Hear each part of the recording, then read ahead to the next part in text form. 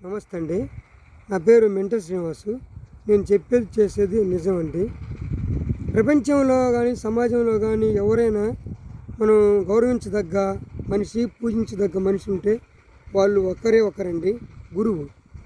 తల్లిదండ్రులు మనకు జన్మనిస్తే మనకి గురువు గారు సమాజంలో ఎలా నడుచుకోవాలి, ఎలా బ్రతకాలి, కష్టాన్ని ఎలా ఎదుర్కోవాలి అనే వాటి మీద మనకి విద్య గురించి చెప్తాడనమాట. ఒకప్పుడు గతంలో అక్షరాభ్యాసం పిల్లలకు చేయించడాలంటే గురువుగారు ఇంటికి తీసుకెళ్ళి ఆయన పాదాలకు నమస్కరించి అక్షరాభ్యాసం జాయిన్ చేయించేవాళ్ళు. ఇవాళ పిల్లలు ఉన్నారంటే కాళ్ళు పట్టుకోవాల్సిన గురువు గారిని కాలర్ పట్టుకొని ప్రశ్నిస్తున్నారు.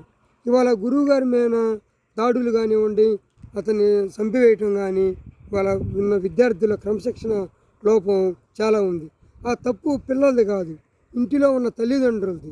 ఎలాగంటే పిల్లలు లేచిన కాడి నుంచి 9 గంటల దాకా మన ఇంట్లోనే ఉంటారు, మన మధ్య తిరుగుతారు, మనల్ని గమనిస్తూ ఉంటారు. మనం ఎలా వ్యవహరిస్తామో దాన్నే ఫాలో అవుతారు. కాబట్టి మనం గౌరవంగా మాట్లాడుకోవాలి. గురువు గారంటే దైవంతో సమానులు, దేవుడి కంటే ఎక్కువ అని మనం మనం సంబోధించుకుంటూ ఉంటే పిల్లల్లో ఒక దృఢమైన అభిమానం గురువుల మీద ఏర్పడిద్ది.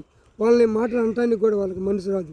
కాబట్టి ముందు మనం ఇంట్లో ఉన్న పరిస్థితుల్ని చక్కదిద్దితే పిల్లలు బయటికి వెళ్ళినా కానీ మంచిగా ప్రవర్తించడానికి, ఏదైనా కానీ జనాలతో మాట్లాడటానికి కానీ బాగుంటారు. కాబట్టి తల్లిదండ్రులు ఎక్కడి నుంచైనా గమనించి పిల్లలకి మంచి విద్యాబుద్ధులు నేర్చుకోవాలంటే ఇంట్లో ఉన్న మనమే మంచిగా వాళ్ళకి తర్పేది శిక్షణ ఇవ్వాలి. కాబట్టి ఇక్కడి నుంచైనా తల్లిదండ్రులు మంచిగా మాట్లాడండి. బాయ్.